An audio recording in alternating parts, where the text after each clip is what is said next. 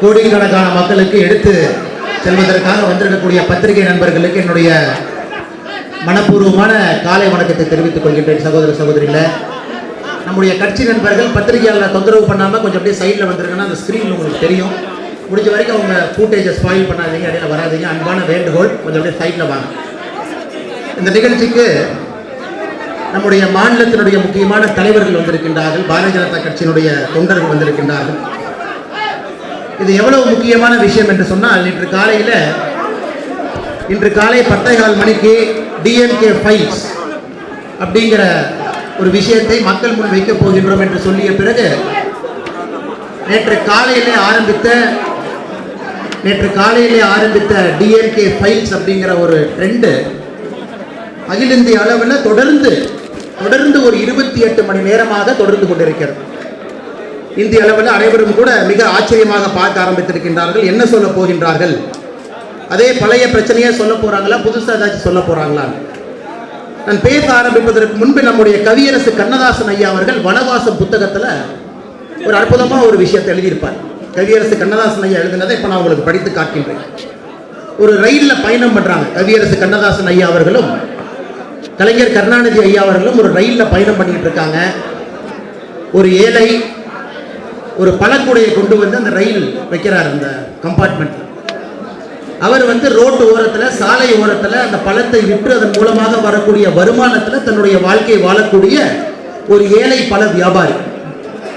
அந்த பழக்கூடையை வைத்து விட்டு அந்த ஏழை வியாபாரி அந்த ரயில்வே கம்பார்ட்மெண்ட்ல இருக்கிற கழிவறைக்கு டாய்லெட் போறாங்க. டாய்லெட் போகும் பொழுது அந்த பழக்கூடை தன்னந்தனியாக அந்த ரயில்வே கம்பார்ட்மெண்ட்ல உட்கார்ந்து இருக்கு.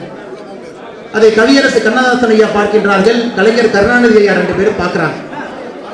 அப்ப கருணாநிதி ஐயா என்ன சொல்றாருன்னா, கண்ணதாசன் ஐயாவை பார்த்து திருடலாமா அப்படின்னு சொல்றாரு. இது வனவாசம் புத்தகத்துல கண்ணதாசன் ஐயா எழுதியிருப்பது. அந்த பழக்கூடைக்கு ஆள் இல்லை, பழக்கூடை தனியாக இருக்கிறதுனா கொஞ்சம் தொண்டர்கள்லாம் சைட்ல வாங்கினா, தயவுசெய்து சைட்ல வாங்கினா அமைதியா இருக்கணும், பத்திரிகைக்கு முன்னுரிமை கொடுங்க, அமைதியா இருக்கணும், சைட்ல வாங்க அண்ணா ரங்க அண்ணா கொஞ்சம் பார்த்து. ஒரு பழக்கூடை தனியாக இருக்கிறது, பழக்கூடை பக்கத்தில் யாரும் இல்லை. அந்த பழக்கூடையை கொண்டு வந்திருப்பவர் கழிவறைக்கு சென்று விட்டார் என்கின்ற ஒரே காரணத்திற்காக கண்ணதாசன் அவர்களை பார்த்து கருணாநிதி அவர்கள் கேட்கின்றார், இது திருடலாமா என்று கேட்கின்றார். அப்ப ஆரம்பித்தது 1967 ஆட்சிக்கு வந்து கிட்டத்தட்ட 75 ஆண்டுகள் இந்திய சுதந்திரத்தை கடந்து பின்னோக்கி பார்க்கும் பொழுது இது அடுத்த கட்ட உச்சத்தை எட்டி இருக்கிறது. எண்ணம் போல் வாழ்வு என்று சொல்வார். இந்த வனவாசத்துல கண்ணதாசன் ஐயா சொல்லியிருக்கக்கூடிய எண்ணம் கலைஞர் அவர்களுக்கு எப்படி இருக்கு அப்படின்னு சொல்லியிருக்கிறார். அதற்காகத்தான் இதை உங்க முன்பு நான் வைத்திருக்கின்றேன். இந்த பிரச்சனை ஆரம்பித்தது எப்படி? அதாவது என்னுடைய கை கடிகாரம் கட்டி இருக்கின்றேன், இதற்கான பில்லை கொடுங்க, பிரச்சனை ஆரம்பித்தது. அதன் பின்பு திமுகவினுடைய அமைச்சர்கள், செய்தி தொடர்பாளர்கள் வரிசையாக இதற்கான அவதூறை பரப்ப ஆரம்பித்தார்கள். டிசிபியாக பெங்களூர்ல வேலை செய்யும் பொழுது பெறப்பட்ட லஞ்ச பணத்தில் இந்த கை கடிகாரத்தை வாங்கி இருக்கின்றார். 2016 வாங்கினாரு, 18 வாங்கினாரு, 19 வாங்கினாரு, இப்படி வாங்கினார், அப்படி வாங்கினார். அப்பொழுது நான் திமுகவுக்கு ஒரு சவால் வைத்தோம். நான் என்னுடைய பில்லை கொடுக்கும் பொழுது ஏப்ரல் 14ஆம் தேதி இந்த வாட்சினுடைய பில்லை நான் கொடுக்கும் பொழுது பில்லை மட்டும் கொடுக்க போறது கிடையாது, அத்தோடு சில கேள்விகளையும் நான் வைக்கப் போகின்றேன் என்று சொன்னேன்.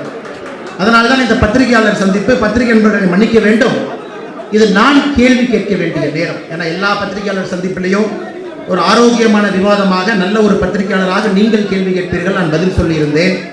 ஆனால் இன்று ஒரு சாமானிய மனிதனாக நான் கேள்வி கேட்க வேண்டிய நேரம். அதனால்தான் இந்த பத்திரிகையாளர் சந்திப்பை பொறுத்தவரை நான் பேசி முடித்த பிறகு இதற்கான கேள்வி பதில் 1 வாரம் கழித்து நான் உங்களை சந்திக்கின்றேன் இதே இடத்துல. காரணம், நான் பேசியிருக்கக்கூடிய கருத்துக்களை நீங்க கிராஸ் செக் பண்ணணும்.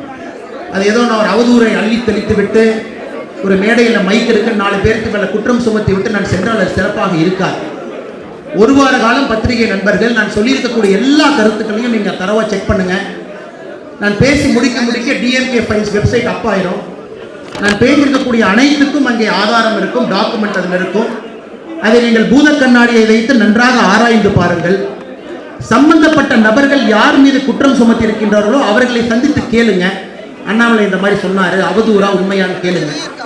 1 வார காலம் நேரம் எடுத்துக்கொள்ளுங்கள். 20ஆம் தேதி அல்லது 21ஆம் தேதி 7 நாட்கள் கழித்த பிறகு இதே இடத்துல பத்திரிகை நண்பர்களும் ப்ரிப்பேர்டாக வருவீங்க. அண்ணா நீங்கள் ஒரு வாட்ச் பில் கொடுத்தீங்க, அந்த கடைக்கு போய் நான் கேட்டேன், இது உண்மையான வாட்ச் பில்லான்னு கேட்டேன், கேட்டுட்டு வாங்க. இல்லை திமுகவை பற்றி இவ்வளோ சொல்லியிருக்கீங்க, அது உண்மையா, கேட்டுட்டு வாங்க. அதனால் ஒரு வார காலம் கழித்து உங்களுடைய கேள்வி பதிலை கட்டாயமாக நான் எடுத்துக்கொள்கின்றேன். இன்றைக்கு அந்த கேள்வி பதிலை எடுப்பது சிறப்பாக இருக்காது. காரணம், நான் கேள்வி கேட்க வேண்டிய நேரம். அதே போல ஒரு சாமானியன் அரசியல் இருப்பது மிக கடினமாக.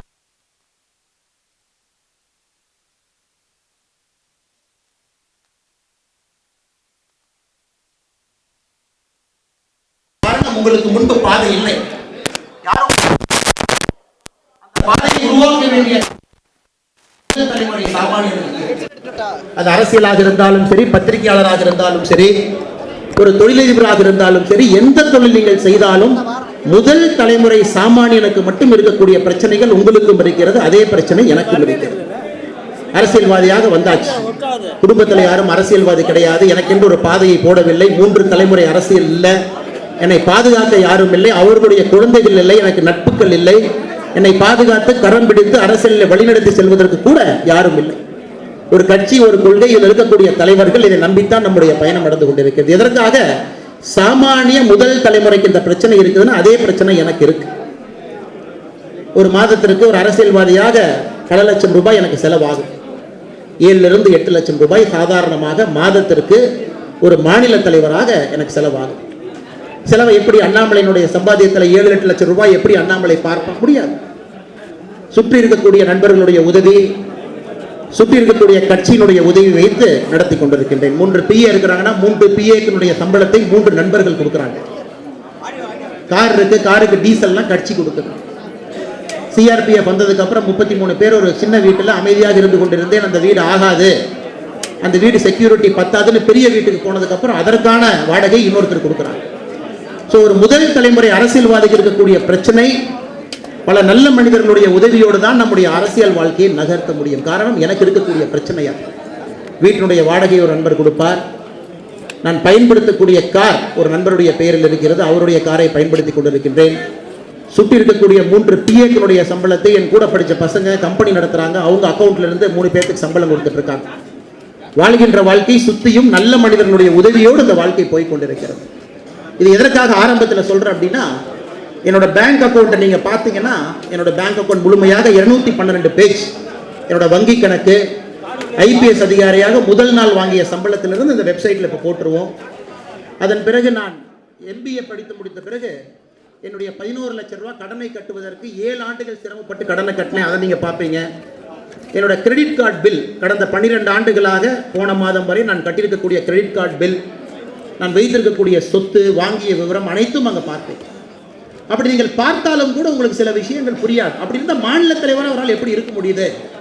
இந்த சொத்தை வைத்து எப்படி ஒரு மாநில தலைவராக இவரால் பிளப்பு நடத்த முடிகிறது என்கின்ற நியாயமான கேள்வி உங்களுக்கு எழுந்தால் அது நியாயம்தான், அதில் எந்த விதமான தவறும் கிடையாது. காரணம், ஒரு அசாதாரணமான சூழ்நிலையில மாநில தலைவராக பொறுப்பில் இருக்கின்றேன். சொந்த ஊரிலிருந்து மாறி வந்து சென்னையில் இருக்கின்றேன். எந்த நேரமும் கூட திரும்பி நான் செல்வதற்கான வாய்ப்பு இருக்கிறது, நான் செல்லத்தான் வேண்டும். காரணம், இது என்னுடைய ஊர் இல்லை, பொறுப்பில் இருக்கும் வரை தான் இந்த ஊர். அப்படித்தான் இந்த வாட்ச்.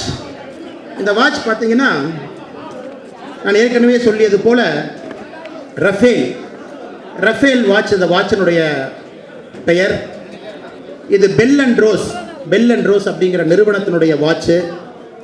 இந்த வாட்ச் வந்து டசால்ட் ஏவியேஷன் அப்படிங்கிற நிறுவனம் வந்து இந்த வாட்சை பெல் அண்ட் ரோஸோடு சேர்ந்து தயாரிக்கிறாங்க. டசால்ட் ஏவியேஷன் தான் ரஃபால் விமானத்தை தயாரித்த ஒரு பிரெஞ்சு நிறுவனம். உலகத்தில் மொத்தமாக இருக்கிறதே 500 வாட்ச். இந்த வாட்ச் 147வது வாட்ச். இந்த வாட்ச் 147வது லிமிடெட் எடிஷன் வாட்ச். இது ரஃபேல் விமானம் எப்படி இருக்குமோ அதே போல் இந்த வாட்ச் இருக்கு. இந்தியாவிற்கு மொத்தமாக இந்த வாட்ச் இந்தியாவில் விற்றிருப்பது 2 வாட்ச் மட்டும்தான் இந்தியாவில் விற்றிருக்கிறது. இந்த வாட்ச் நீங்கள் சாதாரணமாக கட்ட முடியாது. காரணம், இந்த வாட்சினுடைய வெயிட், யாராச்சும் நண்பர்கள் இந்த வாட்சை வாங்கி பார்த்தீங்கன்னா தெரியும், ஒரு செங்கல் மாதிரி வெயிட் இருக்கும். காரணம், இதனுடைய மெட்டீரியல் அந்த மாதிரி. இந்தியாவிலே மொத்தமாக விற்கப்பட்டிருக்கக்கூடிய வாட்ச் என்பது 2 வாட்ச். அந்த 2 வாட்ச், ஒரு வாட்ச் இப்போ மும்பையில் ஒரு பெரிய ஒரு MNC நிறுவனத்தில் இருக்கக்கூடிய ஒரு சீனியர் எக்ஸிக்யூட்டிவ் அந்த வாட்சை கட்டியிருக்காரு. ஏன்னா அந்த பிரச்சனைக்கு அப்புறம் அந்த வாட்சை ட்ராக் பண்ண, ரஃபேல்கிட்ட எத்தனை வாட்ச் இந்தியாவில் கொடுத்துருக்கீங்க, யார் கட்டியிருக்காங்க. 2வது வாட்ச் இந்த பில்லை நீங்கள் பார்க்குறீங்க. கோயம்புத்தூரில் இதெல்லாம் வெப்சைட்டில் போட்டுருவோம், நீங்கள் எதுவும் கவலைப்படாதீங்க, பேசி முடிக்க அப்லோட் பண்ணிடுவாங்க. கோயம்புத்தூர்ல ஜிம்சன் அப்படின்னு கோயம்புத்தூர்ல இருக்கக்கூடிய நிறுவனம், watch company, Jimson Times private limited, race கோர்ஸ்ல கோயம்புத்தூர்ல இருக்கக்கூடிய இந்த வாட்சினுடைய இரண்டாவது வாட்ச் இந்தியாவில் இந்த ஜிம்சன்ல விற்கப்பட்டிருக்கிறது. ஆனால் இந்த வாட்ச் நான் ஏற்கனவே சொல்லியிருக்கின்றேன், நான் இந்த வாட்சை வாங்கினது மே மாதம் 27ஆம் தேதி இந்த வாட்சை நான் வாங்குறேன். அப்படி இந்த வாட்சை இன்னைக்கு நாளைக்கு நீங்கள் போய் வாங்கணும்னு நினச்சிங்கன்னா வாங்க முடியாத காரணம் வாட்ச் மார்க்கெட்டில் இல்லை. இந்தியாவில் 2 பேர்த்துட்டு தான் அந்த வாட்ச் இருக்குது. ஒன்று நீங்கள் எங்கிட்ட கேட்கணும், அல்லது நீங்கள் இன்னொரு நண்பர் மும்பையில் போய் கேட்கணும், அவர் உங்களுக்கு இந்த வாட்ச் கொடுப்பார். இந்த வாட்ச் வாங்கியது யார், டெலிவரி செல்லான் யார்னா, இந்த 2021 மார்ச் மாதத்தில் இந்த வாட்சினுடைய ஒரிஜினல் ஓனர் சேரலாதன் அப்படின்னு கோயம்புத்தூரில் இருக்கக்கூடிய ஒரு நண்பர், சேரலாதன் ராமகிருஷ்ணன் என்கின்ற நண்பர் இந்த வாட்சினுடைய ஒரிஜினல் ஓனர். இந்த வாட்ச் எனக்கு மே மாதத்தில் இந்த ரஃபேல் வாட்ச் இருக்கிறது என்று கேள்விப்பட்டவுடன் சேரலாதன் ராமகிருஷ்ணன் அவர்களை தொடர்பு கொண்டு ஜிம்சன் அவங்களுக்கு கூட இருந்து சேரலாதன் ராமகிருஷ்ணன் அவர்கள் இந்த வாட்ச் கொடுப்பதற்கு ஒப்புக்கொண்டார். காரணம், இந்த வாட்ச் எங்கேயுமே இல்லை. ஏற்கனவே சொன்னது போல் இந்த ரஃபேல் வாட்சை கட்ட வேண்டும். காரணம், ஒரு ஆர்வம். நம்முடைய ரஃபேல் விமானம் அப்போ தான் பேசிக்கிட்டு இருக்கிற நேரம், வந்த நேரம் இந்த சேரலாதன் ராமகிருஷ்ணன் அவர்களிருந்து நான் வாங்கியதற்கான ரசீது இங்கே இருக்குது. அது உங்களுக்கு வெப்சைட்டில் அப்லோட் பண்ணிடுறோம், அதை நீங்கள் பார்த்துக்கிறீங்க. ஸோ இரண்டுமே நீங்கள் வெப்சைட்லேருந்து பிரிண்ட் அவுட் எடுத்துக்கங்க.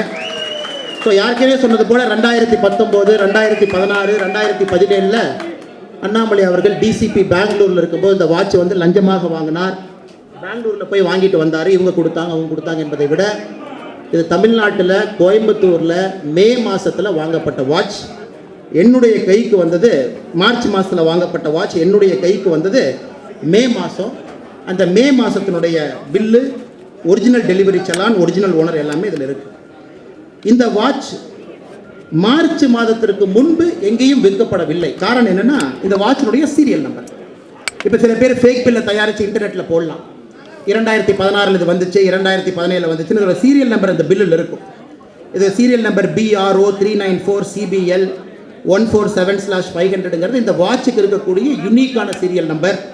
அதுவும் கூட இப்போ DNK ITவிங்க இந்த பேச்சை கேட்ட உடனே இந்த சீரியல் நம்பரை டைப் அடித்து புது பில்லை ரெடி பண்ணி மறுபடியும் ஐடிவிங்கில் போடுவாங்க. ஏன்னா நேற்று ஒரு பில்லு போட்டிருந்தாங்க, அது நம்முடைய சாராய அமைச்சர் ரீட்வீட்டும் பண்ணியிருந்தார். அவ்வளோ பெரிய கேவலமான பிறவைகள்லாம் தமிழ்நாட்டில் ஆட்சியில் இருந்து கொண்டிருக்கின்றார். அதனால் இந்த வாட்சை பொறுத்தவரை பில், அவரிடமிருந்து நான் வாங்கியதற்கான ரசீதி இரண்டும் வெப்சைட்டில் இருக்கும், நீங்கள் பார்த்துக்கலாம். அதே போல் இந்த சேரலாதன் ராமகிருஷ்ணன் இவர்கள் யாரும் எனக்கு தெரியாதவர்கள் கிடையாது. எனக்கு கிட்டத்தட்ட 2 வருஷமாக தெரிஞ்சவங்க. இப்போ நீங்கள் கேட்கலாம், ஐயோ தெரியாதவங்ககிட்ட இருந்து புதுசாக போய் நீங்கள் வாங்கிட்டீங்களா, அவங்க ஏதாச்சும் தொழிலில் இருக்காங்களா அப்படின்னு. இவர்கள் அனைவருமே 2 வருடமாக தெரிந்தவர்கள், புதியவர்கள் யாரும் இல்லை. 27/5/2021 என் கையில் இருக்கக்கூடிய ஒரே ஒரு வாட்ச் இது மட்டும்தான். நான் மாதத்துக்கு வாரத்துக்கு ஒரு வாட்ச் கட்டுற ஆள் கிடையாது. ஒரே வாட்சை 2 ஆண்டுகளாக கட்டி கொண்டிருக்கின்றேன். காரணம், இந்த வாட்சின் மீது இருக்கக்கூடிய மதிப்பு மரியாதையும் இதனுடைய விலை முக்கியம் இல்லை. அதையும் நான் சொல்லியிருக்கேன், 3 லட்ச ரூபாய்க்கு இந்த வாட்சை நான் வாங்கியிருக்கேன்னு. அந்த பில்லை நீங்கள் பார்ப்பீங்க. விலையை தாண்டி இது ஒரு காரணத்திற்காக இந்த வாட்சை கட்டியிருக்கேன். இப்போ நீங்கள் ஸ்டேஜில் ஸ்க்ரீனில் பார்ப்பீங்க, இந்த வாட்ச் சில மனிதர்கள் கட்டியிருக்கக்கூடிய வாட்ச் பாருங்கள். 1,30,00,000க்கான வாட்ச் இது. ரிச்சர்ட் மில்லி இதனுடைய ஸ்டார்டிங் ரேட் இது. இதனுடைய ஹை எண்டு 2,2,25 கோடி ரூபாய் வரைக்கும் ரிச்சர்ட் மில்லர் இருக்குது. நீங்கள் தொடர்ந்து பார்ப்பீங்க அவங்க கட்டுற வாட்ச் எல்லாம். நான் யாரு மேலேயும் புகார் வைக்க விரும்பவில்லை. என் மீது கேள்வி கேட்டிருந்தார்கள், கேள்விக்கான பதிலை நான் சொல்லியிருக்கேன். அவங்க என்ன வாட்ச் கட்டியிருக்காங்க, அந்த வாட்ச் என்ன, அதை பற்றி நீங்கள் அவங்ககிட்ட கேட்டுக்கலாம். அவர்கள் உண்மையாலும் ஒரு சுத்த அரசியலை முன்னெடுக்க வேண்டும் என்று நினைத்தால் அதை சொல்வதற்கு ஒரு உரிமையும் கடமையும் நம்முடைய முதலமைச்சர் திரு மு.க. ஸ்டாலின் அவர்களுக்கு, அவருடைய மகன் திரு உதயநிதி ஸ்டாலின் அவர்களுக்கு முழுமையாக கடமை இருக்கிறது. நான் வற்புறுத்த போவது கிடையாது. நான் சுத்தமானவன், நேர்மையான அரசியலை முன்னெடுக்க வந்திருக்கின்றேன் என்பதற்காக என்னுடைய பில்லையும் நான் சார்ந்திருப்பதையும் சொல்லியிருக்கின்றேன். அதற்காக அவர்களை நான் குற்றம் சுமத்த போவது கிடையாது. அடுத்தது பேசி முடித்த பிறகு ஒரு வீடியோவை மட்டும் நீங்கள் பார்க்கணும். இது ஒரு 15 நிமிஷம் வரக்கூடிய வீடியோ. இந்த வீடியோ நான் பேச போவதை சுருக்கமாக 15 நிமிஷத்தில் சொல்லியிருக்கோம். சுருக்கமாக அதில் எல்லாமே இருக்கும்.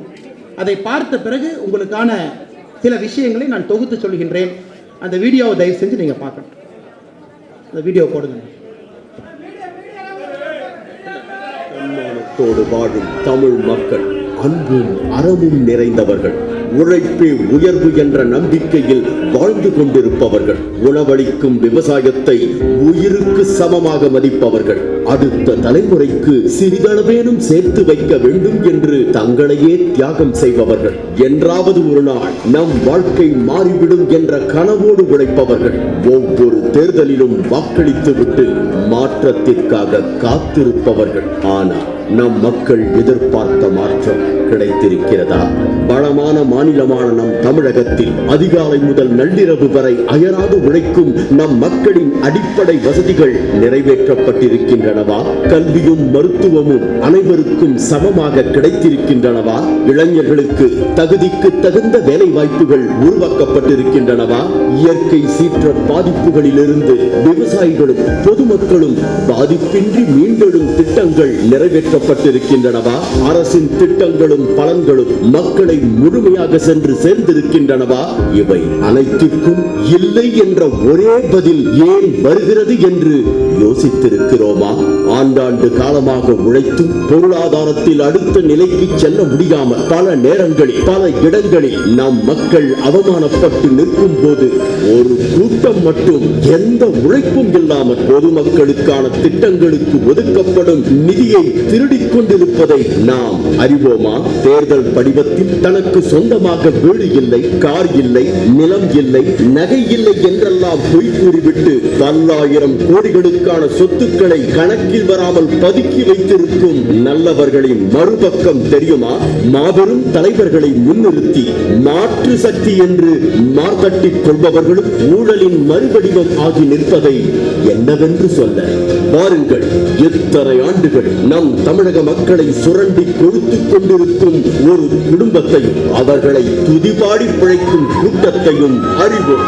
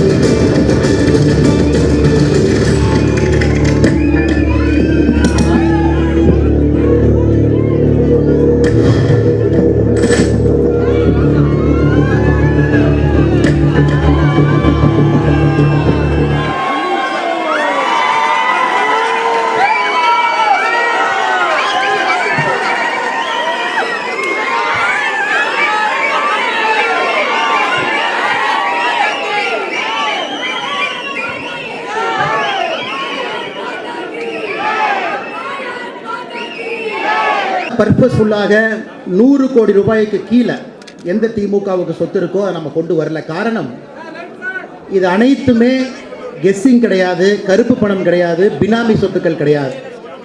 அவருடைய நேரடியான குடும்பம் மேலே இருக்கக்கூடிய சொத்தை மட்டும்தான் பார்ட் 1ல காமிச்சிருக்கு.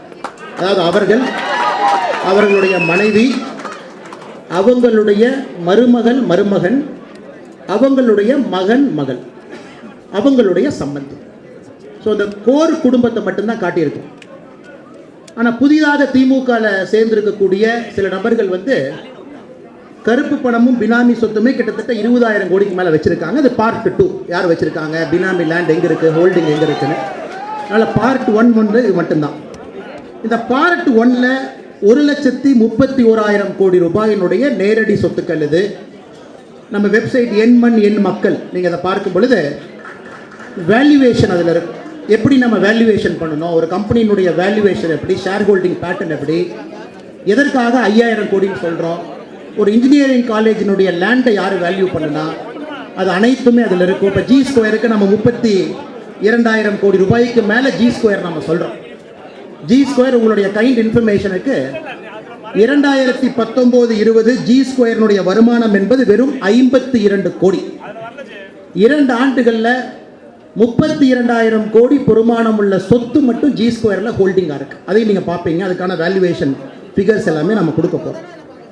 நான் இந்த பார்ட் 1ல் நம்முடைய திமுக முதலமைச்சர் அமைச்சர்களை கேட்க வேண்டியது 4 கேள்விகளை வைத்திருக்கின்றேன். இந்த பார்ட் 1 வச்சு 4 கேள்வி அவர்களுக்கு இருக்கு. குறிப்பாக உதயநிதி ஸ்டாலின் அவர்கள் 2008 ரெட் ஜெயின்ஸ் மூவி ஆரம்பிக்கும் பொழுது சொல்லிக்கொள்ளும் அளவுக்கு எந்த விதமான சொத்தோ எந்த விதமான தொழிலோ உதயநிதி ஸ்டாலின் அவர்கள் செய்யவில்லை. 2008 11 வரை திமுகவினுடைய இதற்கு முன்பு இருந்த ஆட்சியில் 300 கோடி ரூபாய்க்கு படம் எடுத்திருக்காரு. அதில் நிறைய படங்கள் ஃப்ளாப் ஆயிருக்கு. அப்படி இருக்கும் பொழுது அந்த பணம் எங்கே இருந்து வந்தது, அந்த ரெட் ஜெயின்ஸ் இன்வெஸ்டர்ஸ் யாரு, அவர் வாங்கினாருன்னா அதை டிஸ்க்ளோஸ் பண்ண வேண்டிய கட்டாயம் அவருக்கு இருக்கு. இன்னைக்கு நம்முடைய வேல்யூவேஷனில் 2010 கோடி ரூபாய் ரெட் ஜெயின்ட் ஃபிலிம்ஸினுடைய வேல்யூவேஷன் நாம் கொடுத்துருக்கோம். அவர் இல்லை என்றால் கட்டாயமாக மறுக்கலாம். அந்த வேல்யூவேஷன் நம்ம வெப்சைட்டில் போடுறோம். இரண்டாவது, நம்முடைய மிக முக்கியமான ஒரு குற்றச்சாட்டு நம்முடைய முதலமைச்சர் மு.க. ஸ்டாலின் அவருடைய மருமகன் திரு சபரீஷன் அவர்கள் மீது. அதாவது இவர் பண்ணுறது மணி லாண்ட்ரிங். அதாவது கள்ளப்பணம் கருப்பு பணத்தை தாண்டி இவங்க செய்கிறது மணி லாண்ட்ரிங்னு பார்த்துருப்பீங்க. அதாவது வெஸ்ட் பேக் அப்படிங்கிற ஒரு நிறுவனம் இருக்குது ஆப்பிரிக்கன் நாடுகளில். குறிப்பாக மணி லாண்டர் பண்ணக்கூடிய ஒரு பெருமை வெஸ்ட் பேங்க் இருக்குது. இது November 2019 Australian financial crime regulator West பேங்க்கை ஃப்ளாக் பண்ணியிருக்காங்க. நீங்கள் எல்லா நாட்டிலிருந்து பணத்தை கொண்டு லாண்டர் பண்ணி ஷெல் கம்பெனி உருவாக்குறீங்க. இந்த வெஸ்ட் பேங்க் அப்படிங்கிற நிறுவனம் 2008 சென்ட் ஜார்ஜஸ் பேங்க் அப்படிங்கிற நிறுவனத்தோட மெர்ஜ் ஆகி இது லண்டனில் இருக்கக்கூடிய ஒரு அட்ரஸில் இருக்குது, 790 Uxbridge road, Hayes Middlesex, England. இதே பில்டிங்கில் ஒரு ஃப்ளோரில் சென்ட் ஜார்ஜ் பேங்க் வெஸ்ட் பேங்கோட மெர்ஜ் பண்ண சென்ட் ஜார்ஜ் பேங்கினுடைய அலுவலகம் இருக்குது. அந்த அலுவலகத்தினுடைய ஒரு டைரக்டருடைய பேர் ஸ்ரீனிவாஸ் வெங்கடேஷ். அவர் அந்த சென்ட் ஜார்ஜ் பேங்கினுடைய ஒன் ஆஃப் த டைரக்டர், தமிழ்நாட்டை சார்ந்தவர். அந்த ஸ்ரீனிவாஸ் வெங்கடேஷ் அவர் அதே பில்டிங்கில் அதே அட்ரஸில் 790 உக்ஸ்பிரிட்ஜ் ரோடு, ஹேஸ், மிடில்செக்ஸ், இங்கிலாண்டில் 2 கம்பெனி நடத்துகிறார். அந்த சென்ட் ஜார்ஜஸ் பேங்கினுடைய பில்டிங்கில் ஒரு கம்பெனியின் பேர் ஸ்பேஸ் டெல் யூகே லிமிடெட், இன்னொரு கம்பெனியினுடைய பெயர் வாய்ஸ் டெக் சிஸ்டம் லிமிடெட். ஆச்சரியம் என்னென்னா, இந்த ஸ்ரீனிவாஸ் வெங்கடேஷ் நடத்தக்கூடிய 2 கம்பெனியினுடைய இன்னொரு பார்ட்னர் யாருன்னா சபரீஷன் வேதமூர்த்தி. ஸோ ஒரே அட்ரஸ், ஒரே பில்டிங், ஒரே மணி லாண்டரிங் கம்பெனி இருக்கிற அதே பில்டிங்கில் 2 நிறுவனங்களுடைய முதலீட்டாளராக பங்குதாரராக சபரீஷன் வேதமூர்த்தி அவங்க இருக்கிறாங்க. குறிப்பாக இந்த வெஸ்ட் பேங்க் அவங்களுடைய money laundering activity Kenya, Mozambique பல இடத்துல பண்ணி மிகப்பெரிய பிரச்சனைகள் இருக்குது. அப்படி இருக்கும் பொழுது முதலமைச்சரினுடைய சொந்த மருமகன் இங்கிலாண்டில் இருக்கக்கூடிய ஒரு மணி லாண்டரிங் பேங்க், அந்த பேங்க் இருக்கக்கூடிய அதே பில்டிங்கில் 2 கம்பெனி நடத்துகிறாரு. அந்த பேங்கினுடைய one of the director Sabareesan Vedamurthy அவருடைய பார்ட்னர். இதற்கு முதலமைச்சர் அவர்களும் சபரீஷன் வேதமூர்த்தி அவர்களும் பதில் சொல்ல வேண்டிய கட்டாயம் அவங்களுக்கு இருக்குது. காரணம், இது லஞ்சம் என்பதை தாண்டி மாபெரும் குற்றம். பணத்தை நாட்டிலிருந்து வெளியே எடுத்துகிட்டு போய் லாண்டர் பண்ணி திரும்ப கொண்டு வர்றது. முதலமைச்சர் அவர்கள் துபாய் போயிருந்த போது சொல்கிறோம் மணி லாண்டரிங் தான் பண்ணுறாங்க அப்படின்னு. நிறைய பேர் கேட்டீங்க, ஏன் சொல்கிறீங்க, எதுக்கு சொல்கிறீங்க? முதலமைச்சர் அவர்கள் துபாய்க்கு போய் நிறைய கையெழுத்து போட்டார். அதில் அவர் போட்ட ஒரு கையெழுத்து என்ன அப்படின்னா, நோபல் ஸ்டீல் அப்படிங்கிற கம்பெனி இந்தியாவில் 1000 கோடி ரூபாய் இன்வெஸ்ட் பண்ண போகுது. அது இங்கே வந்து திமுக நண்பர்கள் வந்து ஒரு பெரிய சாதனையாக சொன்னார். இந்த நோபல் ஸ்டீல் கம்பெனியினுடைய நோபல் பிரைவேட் குரூப் அந்த கங்காலரேட்டுடைய சேர்மன் வந்து பஷீர் முகமது. இதில் ரொம்ப ஆச்சரியமான விஷயம் என்னென்னா, இந்த கம்பெனியினுடைய டைரக்டராக உதயநிதி ஸ்டாலின் 2009 இருக்கார், ரிசைன் பண்ணுறாரு. அன்பில் மகேஷ் பொய்யாமொழி அவர்கள் இந்த நோபல் கம்பெனியினுடைய டைரக்டராக 2016 இருக்கார், அவரு ரிசைன் பண்ணுறாங்க. 2 முக்கியமான திமுகவினுடைய முதல் குடும்பத்தை சார்ந்தவர்கள் உதயநிதி ஸ்டாலின் அவர்கள், அன்பில் மகேஷ் பொய்யாமொழி அவர்கள் இருவருமே அதே நோபல் குரூப்பில் 2009 ஒரு டைரக்டர், 2016 ஒரு டைரக்டர். அதே கம்பெனியோடு முதலமைச்சர் திரு மு க ஸ்டாலின் அவர்கள் ஒப்பந்தம். அவர் டைரக்டர் இருந்ததுக்கான ப்ரூஃப் ஃபார்ம் 23AC அந்த கம்பெனியோட ஃபார்ம் எடுத்திங்கன்னா உதயநிதி ஸ்டாலின் அவர்கள் 5/7/2009 இருக்கும் பொழுது ஸ்டாலின் உதயநிதி அவர்கள் அதில் டைரக்டராக இருக்காங்க. அன்பில் மகேஷ் பொய்யாமொழி ஃபார்ம் 1 அது எடுத்து பார்த்தீங்கன்னா 2016 அவர் அதில் டைரக்டராக இருக்காங்க. ஸோ இவங்க கையெழுத்து போடுறாங்க, 1000 கோடி ரூபாய் தமிழ்நாட்டுக்குள்ளே வருது அப்படின்னு நம்ம படிக்கிறோம். இது எப்படி? ஒரு பக்கம் வெஸ்ட் பேங்க், ஒரு பக்கம் சபரீஷன், ஒரு பக்கம் லண்டன், ஒரு பக்கம் நோபல் ஸ்டீல், ஒரு பக்கம் குடும்பத்தினுடைய உறுப்பினர்கள் அதில் டைரக்டர். அது எலெக்ஷன் அஃபிடவிட்டில் வரக்கூடாதுங்கிறதுக்காக எலெக்ஷனுக்கு முன்னாடி உதயநிதி ஸ்டாலின் அன்பில் மகேஷ் பொய்யாமொழி ரிசைன் பண்ணுறாரு. 1000 கோடி ரூபாய் உள்ளே வருது. இதனுடைய மர்மம் என்ன? இதையும் முதலமைச்சர் அவர்கள் நமக்கு விளக்க வேண்டிய கட்டாயம் முதலமைச்சர் அவர்களுக்கு இருக்குது. இப்போ நேரடியாக எங்களுடைய ஒரு ஊழல் புகார் வந்து நம்முடைய முதலமைச்சர் திரு மு க ஸ்டாலின் அவர்கள் மீது நேரடியாக ஒரு ஊழல் புகாரை சுமத்துகின்றோம். அவர் தான் இதில் முக்கிய அக்யூஸ் நம்பர் 1 என்று சொல்லுகின்றோம். 2006 2011 வரை திமுக ஆட்சியில் இருக்கும் பொழுது நமக்கு சென்னையில் ஃபேஸ் 1 மெட்ரோ கட்டுவதற்கான அனுமதி எல்லாம் வருது. இந்த ப்ராஜெக்டை வந்து ஸ்பெஷல் இனிஷியேட்டிவ் ப்ராஜெக்டாக டிக்ளேர் பண்ணி இதற்கு வந்து 3 பேர் ஃபண்டு பண்ணுறாங்க. ஒன்று வந்து ஜிக்கா நம்ம மதுரை எய்ம்ஸ் ஃபண்ட் பண்ணக்கூடிய ஜப்பானை சேர்ந்த அதே ஜிக்கா, அவங்க இந்த ப்ராஜெக்டினுடைய 59% ஃபண்டு பண்ணுறாங்க. மத்திய அரசு 15%, சபார்டினேட் டெப்ட் 5%, மிச்சம் இருக்கக்கூடிய 21% நம்முடைய மாநில அரசு. இதனுடைய டோட்டல் காஸ்ட், இந்த ப்ராஜெக்டினுடைய டோட்டல் காஸ்ட் பார்த்தீங்கன்னா சென்னை மெட்ரோ ஃபேஸ் 1 14,600 கோடி ரூபாய். எலெக்ஷனுக்கு 6 மாதம் இருக்குது. அவசரமாக இந்த டெண்டரை கொண்டு வருகின்றார்கள். டெண்டர் வந்து 5/5/2010 சென்ட்ரல் கவர்மெண்ட் ஒரு எக்ஸிம் பாலிசியை நோட்டிஃபை பண்ணுறாங்க. குறிப்பாக வெளிநாட்டில் இருக்கக்கூடிய நிறுவனங்கள் ஒரு டெண்டரில் பங்கேற்றா எப்படி அதை எவாலுவேட் பண்ணணும்னு 5/5/2010 எக்ஸிம் பாலிசி. CMRL 14/5/2010 9 நாளில் டெண்டர் கால் பண்ணுறாங்க. டெண்டர் கால் பண்ணி 3 நிறுவனங்கள் அதில் முக்கியமாக பங்கேற்கிறாங்க. ஒன்று நம்ம இந்திய நிறுவனம் பெமல், இரண்டாவது அல்ஸ்டாம் ஒரு மல்டிநேஷ்னல் கம்பெனி, மூன்றாவது ஸ்பெயினை சார்ந்த ஒரு நிறுவனம் CIFMCங்கிற 3 நிறுவனம் பங்கேற்கிறாங்க. டெண்டர் மூடப்படுவதற்கு சில நாட்களே இருக்கும் பொழுது இந்த டெண்டருக்கு மறுபடியும் ஒரு அடெண்டம் கொண்டு வர்றாங்க.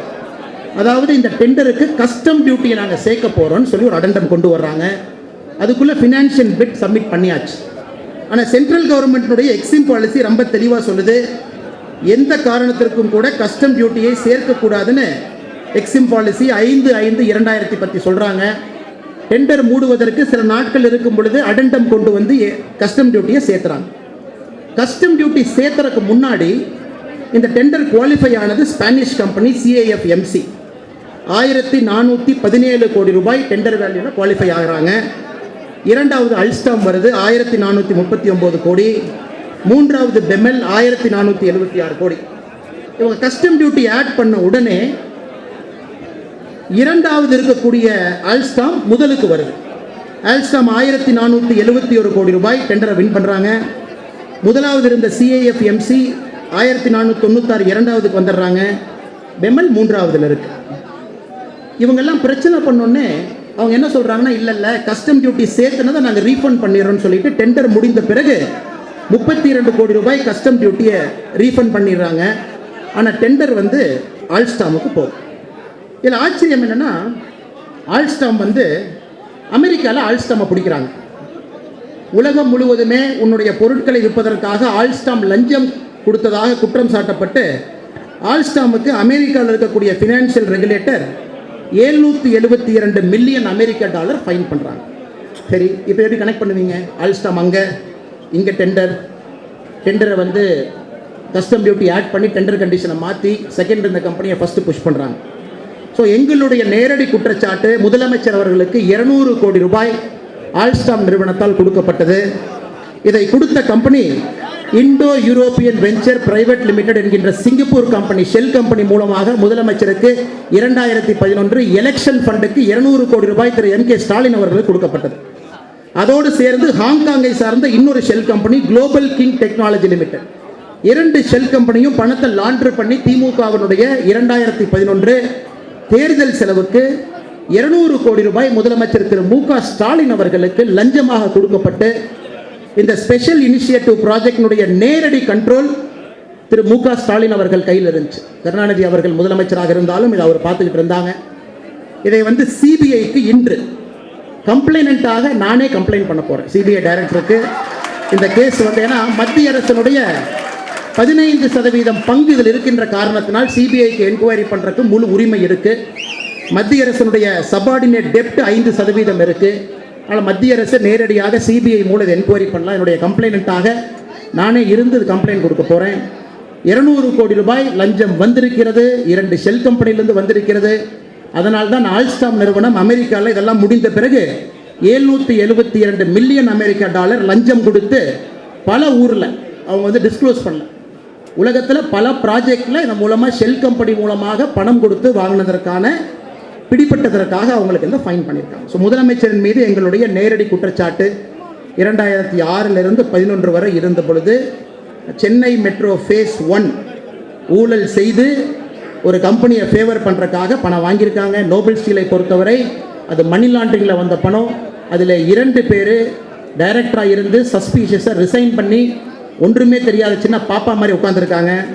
அடுத்தது சபரீஷன் அவர்களை பொறுத்தவரை நாம் ஏற்கனவே சொன்னோம், லண்டனில் இருக்குது. இந்த 4 கேள்விகளை முதல் கேள்வியாக நம்ம வைக்கிறோம். அதன் பிறகு அந்தந்த மனிதர்கள், அந்தந்த தலைவர்கள் அவங்க சொல்லலாம், ஏன் சொத்து இவ்வளவு இல்லை, ஏன் சொத்து 5000 கோடி இல்லை, ஏன் சொத்து 4000 கோடி இல்லை, அவங்க என்ன வேணாலும் சொல்லிக்கலாம். அது அவர்களுக்கு விட்டது. பட் நம்மை பொறுத்தவரை நாம் இதில் வெப்சைட்டில் அதெல்லாம் போட்டுடுறோம். அது யார் வேணாலும் பார்த்துட்டு கேள்வி கேட்கலாம். 2வது நண்பர்களே, இது ஒன்றும் புதிதில்லை. ஏன்னா ரயில்வே கம்பார்ட்மெண்ட்டில் ஒரு பழக்கூடையை பார்த்து திருடலாமா என்று கேட்டு தோற்றுவித்த அந்த இயக்கத்திற்கு இது புதிது கிடையாது. ரொம்ப தூரம் தாண்டி இன்னைக்கு வந்தாச்சு. ஆனால் என்ன புதிதுனா, இவர்கள் செய்யக்கூடிய அரசியல் என்பது ஒரு பால்பட்ட தமிழ் சமுதாயத்தை எந்த விதத்திலும் உயர்த்தக்கூடிய அரசியல் இங்கே இல்லை. இங்கே இருப்பது பணத்தை வாங்கி கொண்டு பணத்தை கொள்ளையடித்து 5 ஆண்டுகளுக்கு ஒரு முறை வரக்கூடிய தேர்தலில் எப்படி வெற்றி பெறலாம் என்பதற்காகத்தான் இங்கே அரசியல் நடக்குதோ தவிர ஒரு தமிழனை மையமாக வைத்து அவனை எப்படி உயர்த்துவது என்று இங்கே அரசியல் நடக்கவில்லை. இந்த சொத்து பட்டியலை பார்க்கும் பொழுதே நமக்கு தெரியும். 11-12 பேர்த்தினுடைய சொத்து. இவங்களுடைய அஃபிடேவிட்டில் கூட அதை காட்டலை. காரணம், இவங்க என் ஒய்ஃப் மேலே இருக்குது, அவங்க மேலே இருக்குன்னு. அவங்க யாருமே ஒரு தொழிலதிபரோ கிடையாது, ஸ்பெஷல் ஸ்கில் செட் கிடையாது, அவர்கள் தனி நிறுவனத்தை ஆரம்பிக்கலை. எல்லாம் இந்த டூ அண்ட் ஃப்ரோவில் இதன் மூலமாக வந்திருக்கக்கூடிய பணத்தில் அவங்க இன்வெஸ்ட் பண்ணி இந்த அளவுக்கு வளர்ந்துருக்காங்க. இவர்களை எதிர்த்து ஒரு சாமானிய மனிதன் தேர்தலில் போட்டியிட்டு எப்படி வெற்றி பெற முடியும் நீங்கள் சொல்லுங்கள்? தமிழ்நாட்டில் ஒரு சாமானிய மனிதன் KN நேரு அவர்களை எதிர்த்து நான் எலெக்ஷனில் போய் திருச்சியில் நிற்க போகிறேன்னு நிற்கிறேன். எப்படி நிற்பீங்க? ஓட்டுக்கு 1000 ரூபாய், 2000 ரூபாய், 5000 ரூபாய், ஓட்டுக்கு 10,000 கொடுப்பாங்க. ஆனால் நம்முடைய போராட்டம் என்பது கட்சி ரீதியாக இது பிஜேபி DMK சண்டை போடுறாங்க, இந்த பாயிண்டை ரிலீஸ் பண்ணியிருக்காங்க கிடையாது. இது தமிழ்நாட்டினுடைய ஜனநாயகத்திற்கான போராட்டம். இதை இப்போ கேள்வி கேட்கல. மக்கள் மன்றத்தில் கரப்ஷன், ஊழல், லஞ்சம் என்பதை முக்கியமான ஒரு விஷயமாக மாற்றவில்லை என்றால் தமிழ் சமூகத்திற்கு மிகப்பெரிய கேடு காத்து கொண்டிருக்கிறது, எந்த மாற்று கருத்தும் இல்லை. அதே நேரத்தில் 1974 நம்முடைய காமராஜர் ஐயாவுடைய பிரச்சார பீரிங்கியாக இருந்த ஒரு தலை சிறந்த இலக்கியவாதி ஐயா ஜெயகாந்தன் அவர்கள், அவருடைய புத்தகத்தில் ஒரு அரசியல் இலக்கியவாதியின் அரசியல் அனுபவங்கள் அப்படிங்கிற புத்தகத்தில் திமுகவை பற்றி 1974 ஐயா ஜெயகாந்தன் அவர்கள் எழுதியிருக்காங்க. ஜெயகாந்தன் அவர்கள் தமிழ்நாட்டில் அவர் வாங்காத விருது கிடையாது, இலக்கியம் சம்பந்தப்பட்ட உச்சகட்ட விருதெல்லாம் வாங்கினவர். அவர் திமுகவை பற்றி எழுதுறதை மட்டும் நான் படிக்கிறேன், கேளுங்க. திமுக என்பது ஒரு அரசியல் இயக்கம் அல்ல, அது மனித மரியாதைகளுக்கும் சமுதாய வளர்ச்சிக்கும் இந்திய நாகரிகத்திற்கும் நமது கலாச்சாரத்திற்கும் ஏற்பட்டிருக்கிற ஒரு பேரழிவின் அறிகுறி. திமுக என்பது ஊழலின் மூல வித்து என்று சொல்வது திமுக பற்றிய அதீத கணக்காகிவிடும். அது சமூகத்தில் ஏற்கனவே நிலவியிருந்த ஊழல்களின் மொத்த விளைவு, சமூக பலவீனங்களின் மொத்த சாரம். திமுக தனி மனிதனின் அழுக்குகளின் மொத்த வடிகால். அவர்கள் சக்தி பெற்று வளரலாம் அல்லது தெரிந்து போய் கவலலாம், அதெல்லாம் வேறு விஷயங்கள். ஆனால் திமுகவின் தன்மைகள் ஒருபோதும் மாறாது. 1974 எப்படிப்பட்ட சத்திய வாக்கு பாருங்க. ஐயா ஜெயகாந்தன் அவர்கள் இன்னைக்கு 46-49 ஆண்டுகள் கழித்து ஜெயகாந்தன் ஐயாவுடைய புத்தகத்தை படிக்கும் பொழுது திமுகவை ஒரே வார்த்தையில் சொல்லியிருப்பாங்க. இதை எப்படி எதிர்கொள்வது? இன்றைக்கி நிறையா எனிமீஸை நான் இன்றைக்கி சம்பாரிச்சுக்கிட்டேன். இன்றைக்கி ஒரே ப்ரெஸ் மீட்டில் கிட்டத்தட்ட பெரிய பெரிய எனிமீஸை இன்றைக்கி சம்பாதிச்சாச்சு. பெரிய தொழிலதிபர்கள், பெரிய நிறுவனம் நடத்துபவர்கள், எதற்கும் அஞ்சாதவர்கள், எதை செய்யவும் துணிந்தவர்களுடைய எனிமிட்டி அன்றைக்கி ஒரே ப்ரெஸ் மீட்டில் இதெல்லாம் பேசி சம்பாதிச்சாச்சு. மணி லாண்டரிங் அதனால் தமிழ்நாடு அரசியலை பொறுத்தவரை எல்லாம் பேசாமல் இருப்பாங்க. 4 வருஷம் எதிர்க்கட்சியாக முடிஞ்சிடும். கடைசி 6 மாதம் ஒரு 3 அறிக்கையை கொடுப்பாங்க, 2 போராட்டம் பண்ணுவாங்க, எலெக்ஷனுக்கு போவாங்க, ஒரு 4% ஓட்டு மாறும், ஆட்சிக்கு வருவாங்க. ஆனால் இன்று பிஜேபி செய்து கொண்டிருப்பது புதுசு. டெய்லி பிரச்சனை, டெய்லி சண்டை. இப்போ பேச பேச நிறைய பேர்த்த கைது பண்ணி இன்றைக்கி ஜெயிலில் இருக்காங்க. செல்வகுமார் என்கின்ற கோயம்புத்தூரை சார்ந்த நம்முடைய இண்டஸ்ட்ரியல் விங்கில் இருக்கக்கூடிய கைது பண்ணியிருக்காங்க. ஏன்? அவங்க வீட்டில் சம்மந்தமாக ஏதாச்சும் டாக்குமெண்ட் இருக்குமான்னு தேடி போயிருக்காங்க. அந்த தம்பிக்கிட்ட எது இல்லை, இதுக்கும் அவருக்கும் சம்மந்தம் இல்லை. ஒன்று என்ன பண்ணியிருக்காங்க, ஏதோ ஃபேஸ்புக்கில் வாட்ஸ்அப்பில் ஏதோ ஒரு பதிவு போட்டிருக்கான்னு தூக்கிட்டு போய் வச்சுருக்காங்க. அது எப்படி வச்சுருக்காங்கன்னு பாருங்கள். இன்றைக்கி லீவு கோர்ட் இல்லை, நாளைக்கு லீவு கோர்ட் இல்லை, நாளான்னைக்கு லீவு கோர்ட் இல்லை. கரெக்டாக ஒரு நாள் போயிட்டு வந்தால் பயம் வராது. இந்த மாதிரி பசங்களாம் நம்மளை பற்றி பேசக்கூடாது. கரெக்டாக லீவ் இருக்கிற 3 நாளாக பார்த்து அதுக்கு முன்னாடி நாள் காலையில் 2 மணிக்கு போய் கரெக்டாக தூக்கிட்டு போய் கரெக்டாக வச்சு, இதெல்லாம் ஜெயகாந்தன் ஐயா சொல்லியிருப்பது பாருங்கள். இந்த மாதிரி ஒருத்தர் யோசித்து இந்த மாதிரி ஒரு அரசியல் எதிரியை அவங்க பண்ணுறாங்க அப்படின்னா ஜெயகாந்தன் ஐயா சொல்லியிருக்கக்கூடிய சத்திய வார்த்தை. அதாவது மனிதனின் அழுக்குகளின் மொத்த வடிகால் திமுகன்னு சொல்கிறார். ஒரு மனிதனுக்கு இருக்கக்கூடிய அழுக்குகளுடைய மொத்த வடிகால் என்பதுதான் திராவிட முன்னேற்ற கழகம். என்ன சத்தியமானவர்! இந்த அளவுக்கு எப்படி கிரிமினலாக யோசிப்பாங்க? நாம் இன்னைக்கு பேசிகிட்டு இருக்க திமுக என்ன பண்ணுவாங்க அடுத்தது? ஏன்னா அழுக்குகளுடைய வடிகால் நம்ம சொல்லிட்டோம். சிக்கமங்களூர் உடுப்பியில் நான் எங்கே வேலை செஞ்சுக்கிட்டு இருந்தேனோ அங்கே ஒரு டீம் அனுப்பிச்சிருக்காங்க. கடந்த 3 நாட்களாக மதன் ரவிச்சந்திரன் அதனுடைய கம்பெனி சிக்கமங்களூரில் ஒரு 2 காங்கிரஸ்காரங்க எஸ்டிபிஐ காரங்களை பிடிச்சிக்கிட்டு ஸ்டிங் ஆப்ரேஷன். அண்ணாமலை தான் மதுக்கர் செட்டியை கொண்டாரா? மதுக்கர் செட்டி அவர்கள் ஒரு சிறந்த ஒரு IPS ஆஃபீஸர். அதை பற்றி நீங்கள் நினைக்கிறீங்க. ஸ்டிங் ஆப்ரேஷன் இன்னைக்கு நாளைக்கு ரிலீஸ் பண்ணு. இந்த மதன் ரவிச்சந்திரன் எங்கிருந்த பையன் திடீர்னு ஏன் வந்தான்? உதயநிதி ஸ்டாலின் அவர்கள் மீது போட்டிருந்த இந்த மான்கறி சம்பந்தப்பட்ட கேஸை ஒரு 6 மாதத்துக்கு முன்னாடி வித்ட்ரா பண்ணுறார். மதன் ரவிச்சந்திரன் மீது உதயநிதி ஸ்டாலின் போட்டிருக்கக்கூடிய கேஸை வித்ட்ரா பண்ணி இதை போன்ற நபர்கள் களமிறக்கப்பட்டிருக்கின்றார்கள். எதுக்கு நான் சொல்கிறேன்னா, அழுக்குகளுடைய மொத்த வடிகாலாக இருக்கக்கூடிய கட்சியும் தலைவனும் எப்படி யோசிப்பார்கள் என்பதற்காக நான் சொல்கிறேன். யாரை எப்படி பயன்படுத்தலாம், அவங்களை எப்படி இறக்கி விடலாம், சம்பந்தமே இருக்காது. நீங்கள் பேசிகிட்டு இருப்பீங்க. ஆருத்ரா நிறுவனம், அங்கேருந்து ஒரு 20-30 லேடிஸ் வருவாங்க, பணம் கொடுத்தவங்களாம் இருப்பாங்க. ஒரு திமுககார ஆட்டோவில் ஏற்றி வண்டியில் ஏற்றி கூட்டிகிட்டு வந்து கமலாலயம் வாசலுக்கு போய் நீங்கள் பிரச்சனை பண்ணணும், நீங்கள் போராட்டம் நடத்தணும். இதெல்லாம் அவங்களுடைய ஸ்டைல். இந்த அழுக்குகளுடைய மொத்த வடிகாலாக இருக்கக்கூடிய கட்சி இப்படி தான் யோசிக்கும். ஆருத்ராவுக்கும் பாரதிய ஜனதா கட்சி யாராச்சும் தொண்டை எங்கேயாச்சும் இருப்பான். அதனால தான் நான் அன்றைக்கே சொன்னேன், திமுகவுக்கு திராணி இருந்தால் ஆருத்ரா இந்த மாதிரி என்னென்ன நிறுவனம் இருக்கோ இல்லை சிபிஐக்கு மாற்றிருக்கு. எக்கனாமிக் அஃபென்ஸ் விங்கில் 2 ஆஃபீஸரை போட்டுக்கிட்டு ஒருத்தரை கூட்டிகிட்டு போய் போலீஸ் கஸ்டடி எடுத்து வச்சு, நான் அதே வேலையை நானும் 11 வருஷம் பார்த்துட்டு தானே வந்திருக்கேன். போலீஸ் கஸ்டடியில் உட்கார வச்சு கன்ஃபெஷனல் ஸ்டேட்மெண்ட் கூட இவர் பேரை சொல்லணும், அவன் பொண்டாட்டி பேரை சேர்த்திடுவன் மிரட்டி அவங்ககிட்ட 2 பேரை எழுதி வாங்கி நம்ம இதில் 2-3 பேர்த்த கைது பண்ணுறதுக்கெல்லாம் தயாராக இருந்தாங்க. நான் EOWக்கு ஒரே ஒரு மெசேஜ் கொடுத்தேன், நீங்கள் தொடுங்க, ஆனால் சிபிஐ ஒரு கேஸ் எடுக்கும் பொழுது சிபிஐனுடைய ரூல் உங்களுக்கு சொல்லிடுறேன். ஏன்னா நான் IPS ஆஃபீஸராக பேட்ச் டாப்பராக இருந்து வந்தவன், நானும் ஓரளவுக்கு பார்த்தவன். ஒரு சிபிஐ ஒரு கேஸை எடுக்கும் பொழுது முதல் 1 மாத காலம் அந்த கேஸை மாநில அரசு எப்படி நடத்தியிருக்காங்கன்னு ஸ்டடி பண்ணுவாங்க. அதில் இருக்கக்கூடிய மிஸ்டேக்ஸை பாயிண்ட் அவுட் பண்ணி டிஜிபிக்கு அனுப்புவாங்க. அதனால் நீங்கள் அந்த கன்ஃபெஷன் ஸ்டேட்மெண்ட்டை கொண்டு வந்து ஃபிட் பண்ணுறது, மிரட்டி 4 பேர்த்த சேர்த்துறது, இன்டெலிஜென்ஸ் ஆஃபீஸ் உட்காந்துக்கிட்டு 4 மீடியா கொடுத்து ஜூனியர் விடலில் தம்பி எழுதுப்பா, ஆருத்ரான் எழுதுப்பா, தமிழ் முரசு எழுதுப்பா, சாயந்தரம் ஒரு பேப்பரில் எழுதுப்பான்னு சொல்லி எழுத வைக்கிறது. இதெல்லாம் தாத்தா காலத்து டெக்னிக். இதெல்லாம் 1970-80 அரசியலே பார்த்தாச்சு. அதனால் இதை தாண்டி நாங்கள் தயாராக இருக்கின்றோம். நீங்கள் தொட வேண்டும் என்றால் வாழ்க்கை புத்தகத்தை திறந்து வச்சிருக்கேன். அதனால தான் என்னுடைய மொத்த வருமானத்தையும் அதில் போட்டிருக்கேன். மொத்த வருமானம் வெப்சைட் நீங்கள் பார்த்துட்டு அடுத்த வாரம் பத்திரிகை நம்பர் வரும்போது கேளுங்க. அண்ணன் இதுக்கு 1 லட்சம் செலவு பண்ணீங்க, 2 லட்சம் செலவு பண்ணீங்க. மொத்த வருமானம் இந்திய அரசியல் அது முதல் முறை சுதந்திரத்திற்கு பிறகு யாராச்சும் கம்யூனிஸ்ட் கட்சிக்காரங்க தைரியமா போகலாம். கம்யூனிஸ்ட் கட்சியினுடைய தலைவர்கள் மீது, தொண்டர்கள் மீது மிகுந்த மரியாதை இருக்கக்கூடிய மனிதன் நான். சித்தாந்தம் வேறாக இருந்தாலும் கூட அவருடைய வாழ்க்கையில் ஒரு நேர்மை இருக்கும். அதனால தான் இங்கே மாநில தலைவராக பொறுப்பேற்றவுடன் கம்யூனிஸ்டினுடைய மிகப்பெரிய தலைவர் ஐயா நல்லக்கண்ண அவர்கிட்ட போய் ஆசீர்வாதம் வாங்கிட்டு சேரிக்கே வந்தோம். எங்களுடைய சித்தாந்தங்கள் வேறாக இருந்தாலும் கூட அடிப்படையில் அவர் நல்ல மனிதன். கம்யூனிஸ்ட்காரங்க எங்கேயாச்சும் அவரை போட்டிருக்கலாம். ஒரு எஸ்டாப்ளிஷ் பொலிட்டிக்கல் பார்ட்டியில் 10 ஆண்டுகளுடைய சொத்து கணக்கை, வரவு செலவை கம்ப்ளீட்டாக லைன் பை லைன் டிக்ளேர் பண்ண ஒரு அரசியல்வாதி நீங்கள் காட்டுங்க. நான் அது பெருமைக்காக சொல்ல வேண்டும். ஏன்னா திமுகவை எதிர்க்கணும்னு எனக்கு ஒரு வழி இல்லை. இந்த வாட்ச் பில்லை ஓட்ட, வாட்ச் பில்லை இங்கு சரியா இல்லை, வாட்ச் பில்லை கமா சரியா இல்லை, மத்தியானத்துலேருந்து ஆரம்பிப்பாங்க. ஏன்னா அவங்கள பொறுத்த வரைக்கும் பின்னாடி ஒழுகிட்டு இருக்கிறது அவங்களுக்கு தெரியாது, பின்னாடி இருக்கிற ஓட்டம் அவங்களுக்கு தெரியாது. இந்த வாட்ச் பில்ல கமா ஏ இல்லை, டாட் ஏ இல்லை, ஜிஎஸ்டி கட்டியிருக்காங்களா, 9% state GST, 9% central GST, GST போர்ட்டலில் போய் செக் பண்ணணுமே, பண்ணுங்க. எனக்கு தெரியும் உங்களுடைய எப்படி நீங்கள் யோசிப்பீங்க. ஒரு தமிழ் மனிதனுடைய மொத்த அழுக்குகளுடைய வடிகால் இருக்கக்கூடிய கட்சி எப்படி யோசிக்கும் நன்றாகவே தெரிஞ்சு வச்சிருக்கேன்.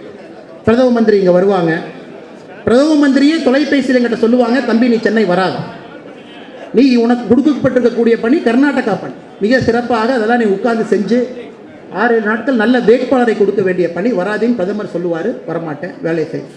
உடனே எங்கள் திமுகவை சார்ந்த அதனுடைய நிறுவனங்கள், அதனுடைய இது பார்த்தீங்கன்னா அப்படியே ஒரே லெட்டரை அப்படியே எல்லாம் பப்ளிஷ் பண்ணுவாங்க. ஒரே இதை இன்டெலிஜென்ஸ் எழுதியிருப்பாங்க, அறிவாலயத்தில் எழுதியிருப்பாங்க.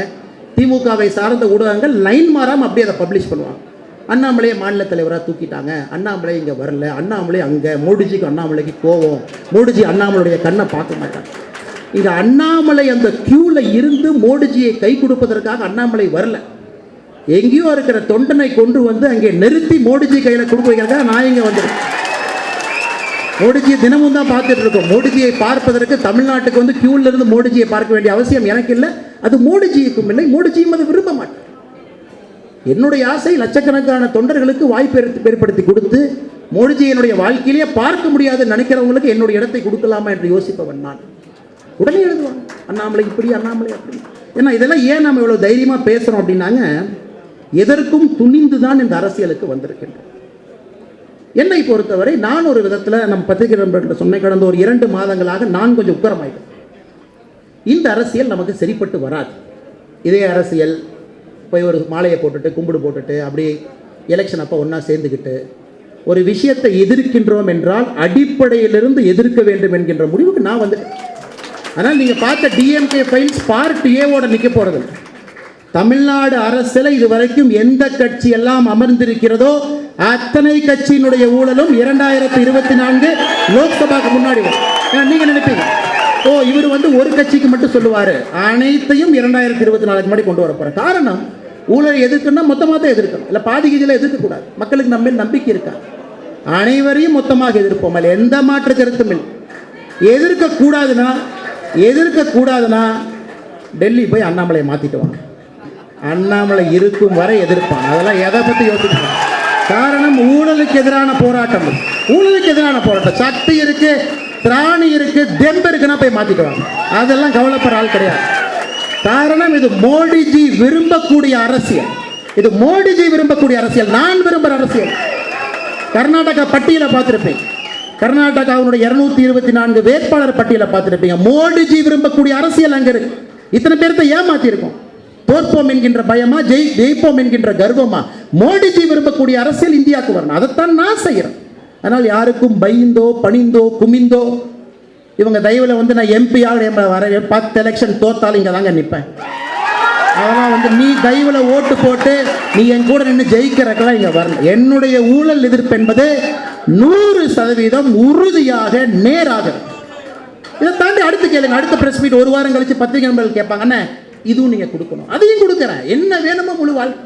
உங்கள் வீட்டு வாடகை யார் கட்டுறாங்க பேர் சொல்கிறேன். ஏன்னா இதுலேயே வந்து சேரலாதன் சம்மந்தப்பட்ட நபர்கள் பேரை கொண்டு வர வேண்டாம் என்று தயங்கினேன்.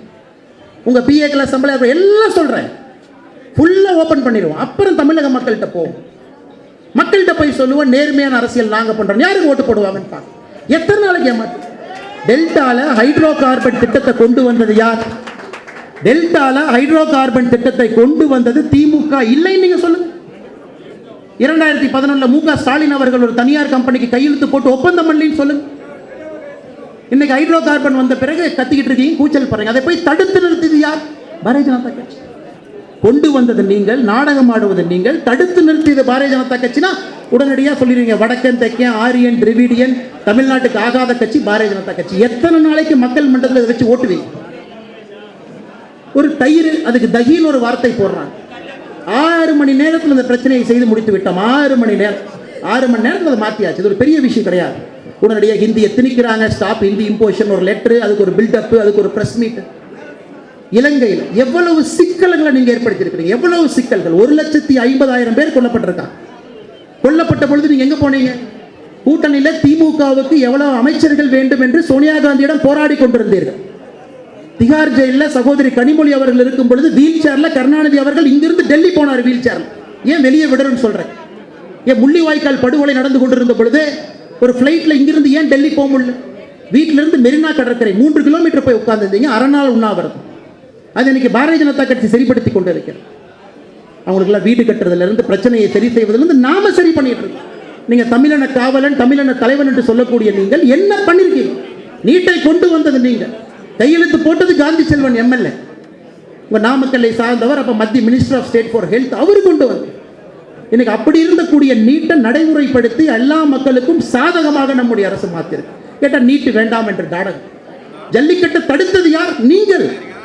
2010-11 காங்கிரஸோடு சேர்ந்து பார்பாரிக் ஸ்போர்ட் ஸ்டாப் பண்ணி அதை கொண்டு வந்தது யார்? பாரதிய ஜனதா கட்சி. அதனால் எந்த பிரச்சனையும் நீங்க ஆணி வேரோட பார்த்தீங்கன்னா பிரச்சனையை உருவாக்கியது திராவிட முன்னேற்ற கழகமாக இருக்கும், பிரச்சனையை தீர்த்தது பாரதிய ஜனதா கட்சியாக இருக்கும். அது இலங்கை பிரச்சனையிலிருந்து, முள்ளிவாய்க்கால் படுகொலையிலிருந்து ஆரம்பித்து, நீட்டிலிருந்து, ஹைட்ரோ கார்பன்லிருந்து ஒரு விஷயத்தையும் நம்ம பேச மாட்டோம். சுத்தி பொய்ய பேசி, சுத்தி 2 மீடியாக்களை வைத்துக் கொண்டு எத்தனை நாளைக்கு பொய்ய பேசு? எத்தனை நாளைக்கு உங்களை நேர்மையானவனாக காட்டிக் கொள்வீர்கள்? ஏன் மு க ஸ்டாலின் அவர்கள் மீது நேரடி குற்றச்சாட்டு யார் மேலே வைக்க? நான் பட்டியல் நிறைய இருக்கா. முதல் பட்டியல் முதலமைச்சர் மீது இருக்க வேண்டும் என்பதற்காக எனக்கு அந்த பட்டியல் லீக் பண்ணிடும். அடுத்து வேற அமைச்சர்களுக்கு வரும். முதலமைச்சர் அவர்கள் பதில் சொல்லணும். எப்படி அந்த கண்டிஷனை ஏன் மாத்தினீங்க? தேர்தலுக்கு 5 மாதத்திற்கு முன்பு ஏன் மாத்தினீங்க? தேர்தல் செலவுக்கு பணம் வேண்டுமா? தேவைப்பட்டதா? கஸ்டம் டியூட்டி ஏன் போட்டீங்க? ஆனா இது முதல்ல மாதிரி நாங்கள் டிவிஎஸ்சி கொடுக்கணும் கிடையாது. சிபிஐக்கு நேராக போற கேஸ். அதைத்தான் இத்தனை காலமாக தேடிக்கொண்டிருந்தோம். ஏன்னா எல்லா முறையும் சிபிஐக்கு போக முடியாது. Department of vigilance and anti கரப்ஷனில் போய் கொடுக்கணும். 6 கேஸ் கொடுத்துருக்கோம் இன்னைக்கு வரைக்கும். அதில் என்ன கம்ப்ளைண்ட் கொடுத்தவங்களை கூப்பிட்டு ஒரு என்கொயரி, ஒரு பெட்டிஷன், அதோட முடிஞ்சு போச்சு. பிஜிஆர்லேருந்து எல்லாம் இங்கே தான் அப்படி தான் நிற்குது. டிவிஎஸ்சி அதை தாண்டி ஒரு ஸ்டெப். அப்புறம் எதுக்கு விஜிலன்ஸ் அண்ட் ஆன்டி கரப்ஷன்? இவ்வளோ பேருடைய சொத்தை போய் பிடிக்க முடியல. எதுக்கு விஜிலன்ஸ் அண்ட் ஆன்டி கரப்ஷன்? எதுக்கு தமிழ்நாட்டில் ஒரு அமைப்பு இருக்கணும், இயக்கம் இருக்கணும்? ஒரு குடும்பத்திற்கு சேவை செய்வதற்காக, அவர்கள் சொத்து சேர்ப்பதை பார்ப்பதற்காக. எங்கேயோ ஒரு பெட்டி பியூனு 1000 ரூபா வாங்கினா பிடிக்க தெரிஞ்ச டிவிஎஸ்சிக்கு அவங்கள பிடிக்க தெரியும். இதையெல்லாம் மக்கள் மன்றத்தின் முன் நாம் வைக்கக்கூடிய கேள்வி. அதனால் தமிழ்நாட்டு மக்களுக்கு என்னுடைய ஒரே ஒரு வேண்டுகோள், நம்முடைய பாத யாத்திரை உங்களுக்காக இதை ஆரம்பிக்கின்றோம். என் மண் என் மக்கள் என்று ஒரு பாரதிய ஜனதா கட்சியினுடைய தொண்டனும் கூட இந்த பாத யாத்திரை ஊழலை எதிர்த்து தமிழ்நாட்டில் பட்டி தொட்டி எல்லாம் பாரதிய ஜனதா கட்சியினுடைய தொண்டனும் தலைவர்களும் செல்ல போகின்றார்கள். இதை ஊழலை பற்றி மட்டும்தான் பேச போகின்றோம். நான் மோடி அவங்க டெல்லியிலிருந்து ஒரு வீடு கொடுப்பார், வந்துடும் வீடு. ஆனால் அந்த வீடு உங்கள் கைக்கு வர்றதுக்கு முன்னாடி இவனுக்கு நம்மளை படுத்துகிற பாடு இருக்கு. பஞ்சாயத்தில் இவனுக்கு கரப்ஷன் கொடு, அவனுக்கு 20,000 கொடு, இவனுக்கு 10,000 கொடு, இவனுக்கு 5,000 கொடு, அக்கௌண்ட்டுக்கு வர்ற பணத்தை கிளியர் பண்ணுறக்கு 5,000 கொடு. ஆனால் மோடி அவர்கள் ஊழலற்ற ஒரு சமுதாயத்தை உருவாக்குவதற்கு இவ்வளவு பாடுபட்டும் என்ன பயன்? தமிழ்நாட்டில் இருக்கக்கூடிய, இங்கே இருக்கக்கூடிய பெருச்சாளிகள் அதை திருடி தின்று இன்னும் எத்தனை பேர் வீடு இல்லாமல் சென்னையில் பிளாட்ஃபார்மில் படுத்து தூங்கிட்டு இருக்காங்க பாருங்க. எத்தனை பேர் தூங்கிட்டு இருக்காங்க பிளாட்ஃபார்மில் படுத்து? ஒரு சின்ன சீலையை சுற்றி கட்டி விட்டு அதற்குள்ளே குடும்பம் நடத்தி கொண்டிருக்கின்றார்கள். சென்னையில் பிரிட்ஜு கீழே, பாலத்துக்கு கீழே போய் பார்த்தா தெரியும். ஆனால் எங்களுடைய ஊழலுக்கு எதிரான போராட்டம் என்பது உங்களுடைய தன்மானத்திற்காக, உங்களுடைய தன்மானத்திற்காக. இதை கட்சி வளர்க்க வேண்டும், கட்சி எலெக்ஷனில் ஜெயிக்கணும்னு எங்கள் நோக்கம் கிடையாது. அதனால் ஜூன் 1 வாரம் 2ஆம் வாரம் தொடங்கக்கூடிய இந்த என் மண் என் மக்கள் நடைபயணத்திற்கு நீங்கள் பங்கேற்க வேண்டும் என்பதற்காகத்தான் இன்னைக்கு அந்த செயலியை இங்கே துவங்கி வைக்கிறோம். அந்த செயலி இங்கே இருக்குது, என் மண் என் மக்கள் என்கின்ற வெப்சைட்டு. அதில் நீங்கள் ரெஜிஸ்டர் பண்ணணும். சாமானிய மனிதன் நீங்கள் எங்களோட நடக்கணும். எந்த ஊரில் இருந்தாலும் எங்களோட வாங்க. அரை நாள்னாச்சு வாங்க, 1 மணி நேரம் வாங்க. உங்களுக்கான ஸ்லாட் வெப்சைட்டில் பிக் பண்ணிக்கணும். எந்த ஊரில் எப்போ நம்முடைய பயணம் இருக்கும், தலைவர்கள் அங்கங்கே எல்லா தலைவர்களும் வருவாங்க. எந்த தலைவர் எங்கே இருப்பாருன்னு பார்த்துக்குங்க. எங்களோட நடந்து வாங்க. இந்த ஊழலை மொத்தமாக வேறறுப்பதற்கு ஒரு சபதம் எடுத்து களத்தில் இறங்குவோம். சபதம் எடுத்து கீழே இறங்கும். இதை இன்னைக்கு நீங்க பண்ணல அப்படின்னா அடுத்த லிஸ்ட் பார்ட் 2 பினாமி இன்னும் பயங்கரமா இருக்கும். அதெல்லாம் நீங்க யோசிக்க முடியாத அளவுக்கு தமிழ்நாட்டினுடைய மொத்த வருமானம் 2,30,000 கோடி இந்த ஆண்டு. இவங்களுடைய பினாமி சொத்துக்களே கிட்டத்தட்ட 2 லட்சம் கோடியை பினாமி சொத்து தாண்டுது. இந்த 13 பேர்த்தின் மீது நேரடியாக இருக்கக்கூடிய சொத்துக்களே 1,31,000 கோடி தாண்டுது. எந்த ஸ்கேல் ஆஃப் லூட் பாருங்க. இது குறிப்பாக முகல்ஸ் கூட இந்த அளவுக்கு லூட் பண்ணல, ஆங்கிலேயர்கள் இந்த அளவுக்கு லூட் பண்ணல, ராபர்ட் கிளைவ் இந்த அளவுக்கு லூட் பண்ணல. அவங்கெல்லாம் தாஜ்மஹாலை தனித்தனியாக பிரித்தெடுத்து இங்கிலாந்து கொண்டு போகணும்னு யோசிச்சார் ராபர்ட் கிளைவ். அந்த அளவுக்கு யாருமே லூட் பண்ணாத அளவுக்கு த ஸ்கேல் ஆஃப் லூட்டிங், அந்த அளவுக்கு த ஸ்கேல் ஆஃப் லூட்டிங் தமிழ்நாட்டில் திராவிட முன்னேற்ற கழகம் நடத்தி இருக்கின்றார்கள். இந்தியாவில் எந்த கட்சியும் இந்த அளவுக்கு ஸ்கேல் ஆஃப் லூட்டிங் நடத்தும். இதையே நீங்க பேசல, இதை ஒரு பேசும் பொருளா வைக்கல அப்படின்னா எப்ப நம்ம பேசும்? கடைசியாக Dravida development model, Dravidian development model. சென்னையும் கோயம்புத்தூரும் ஆங்கிலேயர்களுடைய வசதிக்காக வடிவமைக்கப்பட்ட நகரங்கள். அது இரண்டுமே ஆங்கிலேயர்கள் பார்த்து வடிவமைச்சு சென்ட் ஜார்ஜ் கோட்டையை கட்டி பிளாக் டவுன் ஒயிட் டவுன் பிரித்து இங்கே கொண்டு வந்து குடியமர்த்தி துறைமுகத்தை டெவலப் பண்ணி இண்டஸ்ட்ரியை கொண்டு வந்து ஆங்கிலேயர் காலத்திலிருந்து வளர்ந்த ஊர். இன்னைக்கு இந்த 2 ஊர் சேர்ந்து தமிழ்நாட்டினுடைய ஏறத்தாழ 65% பொருளாதாரத்தை இந்த 2 ஊர் நம்ம கொடுக்குது. அப்ப நீங்க 70 ஆண்டுகளாக திராவிடம் பேர்ல நீங்க அரசியல் பண்ணிட்டு இருக்கீங்க. என்ன டெவலப் பண்ணீங்க? கலைஞர் அவருடைய சொந்த ஊர் திருவாரூர்ல நீ கால் வைக்க முடியுமா? தேனிக்குள்ள கால் வைக்க முடியுமா? தூத்துக்குடி டெவலப்மெண்ட் ஆயிருக்கா? விருதுநகர் டெவலப்மெண்ட் ஆயிருக்கா? சவுத் தமிழ்நாடு டெவலப்மெண்ட் ஆயிருக்கா? சென்ட்ரல் தமிழ்நாடு விவசாயத்தை நம்பி இருக்கக்கூடியவர்கள் தொழிற்சாலைகளை கொண்டு வந்தீங்களா? விவசாய உற்பத்தியை பெருக்கி இருக்கீங்களா? இந்த 2 நகரங்கள் தமிழ்நாட்டை வளர்த்தி கொண்டு இருக்கிறது. எல்லா தொழில் நிறுவனங்களும் இந்த 2 நகரங்களை சேர்ந்து போகுது. அப்புறம் என்ன டிராவிடியன் மாடல் ஆஃப் டெவலப்மெண்ட்? வெக்கமாக இல்லையா உங்களுக்கு இந்த மாதிரி பொய்ய சொல்றதுக்கு? இதை யாராச்சும் கொஞ்சம் நேரம் எடுத்து தமிழ்நாட்டினுடைய எக்கனாமிக் ப்ரொஃபைல் எடுத்து ஸ்டடி பண்ணா எங்கேயுமே வளர்ச்சி இல்லை, எங்கேயும் வளர்ச்சி இல்லை. எங்க வளர்ந்துருக்கு? எங்க இண்டஸ்ட்ரி இருக்குது? இவ்வளவு தமிழர்கள் கஷ்டப்பட்டு ரோட்ல படுத்து தூங்கிட்டு இருக்காங்க. வெக்கமே இல்லாம டிராவிடியன் டெவலப்மெண்ட் மாடல்னு சொல்றேன். அதையும் இந்த நடைபயணத்தின் போது நாம் பேசுவோம். எப்படி நீங்கள் எங்களோடு இணைந்து ஒரு வெற்றி நடைபயணமாக இதை மாற்றி 2024 பாரதிய ஜனதா கட்சியினுடைய எம்பிக்களை, நேர்மையான மனிதர்களை இங்கிருந்து டெல்லிக்கு அனுப்ப வேண்டும் என்ற சூளுரைத்து நாம செய்யும். அதுவரை மாநில தலைவராக நான் அமைதியாக இருக்க போவது கிடையாது. எந்த பிரச்சனையை வந்தாலும் கூட எதிர்ப்பதற்கு நான் துணிந்திருக்கேன். மேக்ஸிமம் என்ன பண்ணுவேன்? மேக்ஸிமம் உன்னால் என்ன பண்ண முடியும்? எனக்கு Z+ செக்யூரிட்டி இருக்கு, நீ கை வைக்க முடியாது. மேக்ஸிமம் ஜெயிலில் போட்டுக்க. இதை தெரிந்துதான் Z+ செக்யூரிட்டி கொடுத்துருக்காங்க. நீ என்ன யோசிப்ப? உன்னோட மண் லாரி எங்கிருந்து வரும், தண்ணி லாரி எங்கிருந்து வரும், அதெல்லாம் எங்களுக்கு தெரிஞ்சது தான். 30-35 ஆண்டுகளாக தமிழ்நாடு அரசியல் நாங்கள் பார்த்துருக்கோம். நீ மண் லாரி கொண்டு வருவேன், தண்ணி லாரி கொண்டு வருவேன்.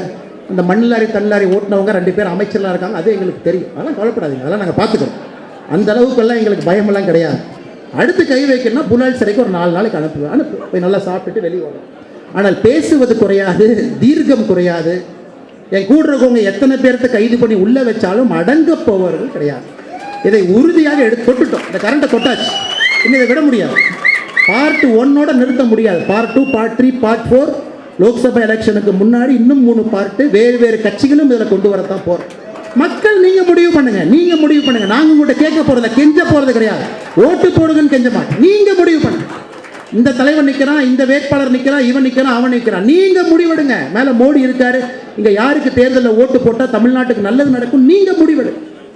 முதலமைச்சர்னால ஒரு தயிர் தகிங்கிற வார்த்தையை கூட மாற்ற முடியாத, கையால் ஆகாத முதலமைச்சர். லெட்டர் எழுதிக்கிட்டு இருக்கார். லெட்டர் நாங்கள் ஃபோனில் செய்கிறோம், ஹைட்ரோ கார்பன் ஃபோனில் செஞ்சுருக்கோம். எதையும் எங்களால் செய்ய முடியும். அந்த அளவுக்கு தமிழ்நாடு பாரதிய ஜனதா கட்சி வளர்ந்திருக்கு. மோடி ஐயாவிடம் நேரடியாக பேசி தமிழ்நாட்டிற்கு என்ன கொண்டு வர முடியுமோ அந்த சாமர்த்தியம் எங்களுடைய மத்திய இணையமைச்சர் அண்ணன் முருகன் அவர்களுக்கு இருக்கிறது. எங்களுடைய சீனியர் லீடர்ஸ் எல்லாத்துக்குமே இருக்கு. அதனால் நீங்கள் எதுவும் பயந்துக்காது. இவங்க ஓட்டு போட்டால் இவங்க தான் கொடுப்பாங்க. 2024 நாம தான் வரப்போறோம். அப்படி இருக்கும் பொழுது திமுகவுடைய எம்பிக்களுக்கு ஓட்டு போட்டு என்ன பிரயோஜனம்? 1 ரூபாய் லாபம் உங்களுக்கு என்ன? மறுபடியும் இதே போல் இருக்க வேண்டுமா? இதே போல சீலையை கட்டிட்டு உள்ள படுத்துங்கணுமா? இதே போல ரோட்டோரத்தில் பிரிட்ஜு கீழே படுத்துங்கணுமா? இதே போல உங்களுக்கு சொல்லக்கூடிய பொய் வார்த்தைகளை நம்பணும். எனக்கு தெரியும், இப்போ இருந்து திமுக என் மீது தொடுக்கக்கூடிய அனைத்துக்கும் தயாராக இருக்கேன். வெர்பல் டயாரியா, அவங்களுடைய பத்திரிகை அட்டாக்கு, போலி செய்தி, இந்த வாட்சில் ரெக்கார்டிங் இருக்குது. ஏன்னா அவங்களுக்குன்னு ஒரு குரூப் இருக்குது. எந்த இருந்தாலும் கொண்டு வாங்க, பார்த்துக்கோ. அதனால் இந்த பொறுமையாக 1 மணி நேரத்திற்கு மேலாக இந்த பிரஸ் கான்ஃபரன்ஸில் இருக்கக்கூடிய நம்முடைய பத்திரிகை நண்பர்கள் உங்களுக்கு உறுதியளித்தபடி இன்னும் 1 வாரம் கழித்து நீங்கள் இதெல்லாம் ஸ்டடி பண்ணிக்கங்க. ஸ்டடி பண்ணிவிட்டு நீங்கள் சில கேள்விகள் கேட்பீங்க. 1 வாரம் கழித்து பத்திரிகையாளர் சந்திப்பில் உங்களுடைய கேள்வியை நிச்சயமாக எதிர்கொள்கின்றேன். கண்டிப்பாக நாம் வச்சிருக்கிற 4 கேள்வியை கேளுங்க. சென்னை மெட்ரோட்ட கேளுங்க, டெண்டர் வந்துச்சான்னு கேளுங்க, அடண்டம் போட்டாங்களான்னு கேட்டுங்க, இம்போர்ட் டியூட்டி ரீஃபண்ட் பண்ணாங்களான்னு கேளுங்க. அந்த ஷெல் கம்பெனியை நாங்கள் பார்த்துக்கோம், சிபிஐ பார்த்துக்கோம். போய் தூக்கிட்டு வந்து 2 சாத்துனா சொல்லிடுவாங்க எப்போ வந்து யார்கிட்ட கொடுத்தாரு. அது ஒரு பெரிய விஷயம் கிடையாது. ஆனால் நான் சொன்ன அடிப்படை விஷயத்தை மட்டும் நீங்கள் திமுகட்ட கேளுங்க. இந்த மாதிரி சொல்கிறாரே உண்மையான, அதன் பிறகு தமிழக அரசியலை பார்ப்போம். நேர்மை நாணயத்துக்கு இங்கே மரியாதை இருக்கிறதா, அவர்கள் எலெக்ஷனில் ஜெயிக்க முடியுமான்னு பார்ப்போம். ஸோ வந்திருக்கக்கூடியவங்கள் அனைவருக்கும் என்னுடைய இதயம் கணிந்த நல்வாழ்த்துக்களை தெரிவித்துக் கொண்டு, இனிய தமிழ் புத்தாண்டு நல்வாழ்த்துக்கள். இந்த ஆண்டு மிக சிறப்பாக உங்களுக்கு இருக்க வேண்டும் என்று எல்லோரிடம் நான் விரும்பி கேட்டுக்கொள்கிறேன். நான் சீரியஸ் வாங்கணும்.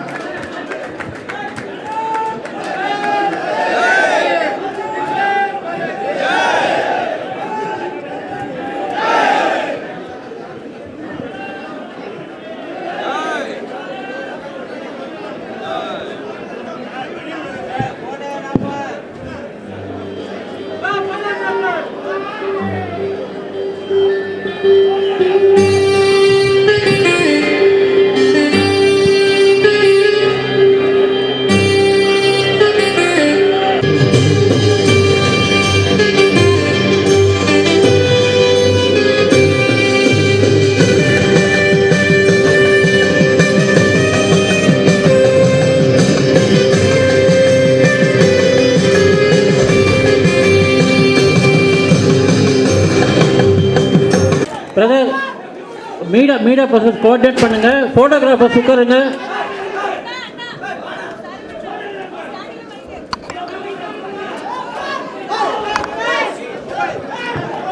சார் மீடியா அவங்க வந்து ஃப்ரெண்டாக இருக்க உட்காருங்க சார்.